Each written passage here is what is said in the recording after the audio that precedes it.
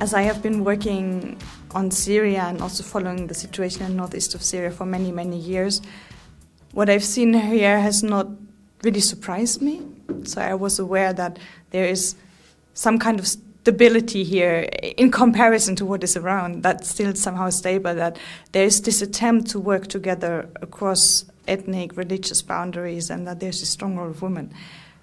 But seeing it with my own eyes still helps me to feel it and to grasp it better, and to also being better able to bring this information back to the parliament, back to European media, and back to people whom I will talk to. And in Europe, we are at the moment very self-centered because of the COVID crisis that hit our own countries, which is very challenging. And sometimes people, by focusing on their own problems because they are so big, forget that there are problems elsewhere around the world.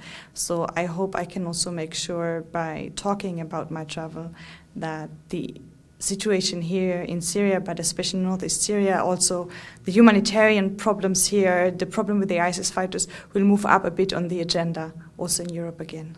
It's the problem of the whole world to take care of the fighters and their families and to solve the solution to make sure it's not even more radicalization, and it should not just be taken care of by this single small region.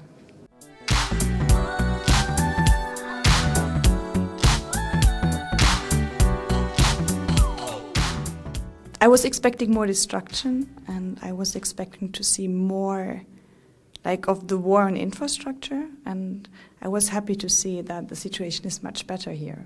But if I compare the political system in the northeast of Syria, and if I compare also media freedom, if I compare how outspoken people can be about their opinion in restaurants, or in the families or people I meet, then I think it's much better than in the surrounding areas. And it's much better despite the fact that the conditions are the same.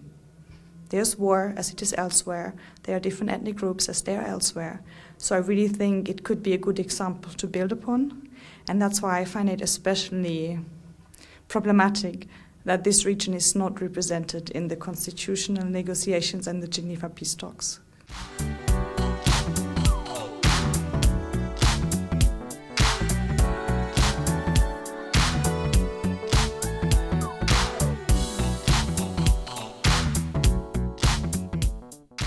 When it comes to the role of women, this is maybe the one thing that people in Europe know about ROJAVA, that there are these strong women that are fighting like men, and it's totally normal, and it breaks with so many stereotypes we have. I learned also about the co-chair system, which is something we have inside our Green Party, but we by far don't have in Germany or in other European countries.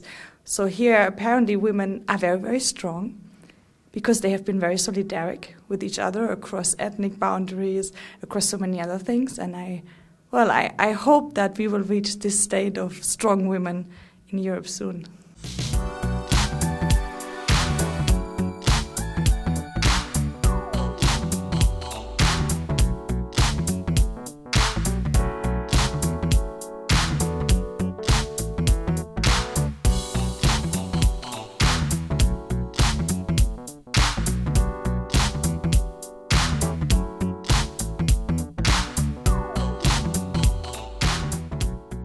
Radio is very important because many people listen to radio who cannot afford internet or who don't have television.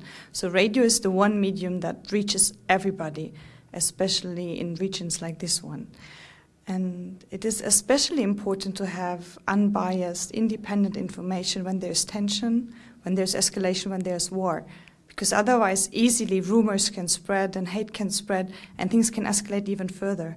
Especially in these circumstances, it's important to keep on working and to keep on going. And therefore, I think many people are grateful to the work you do under these challenging circumstances.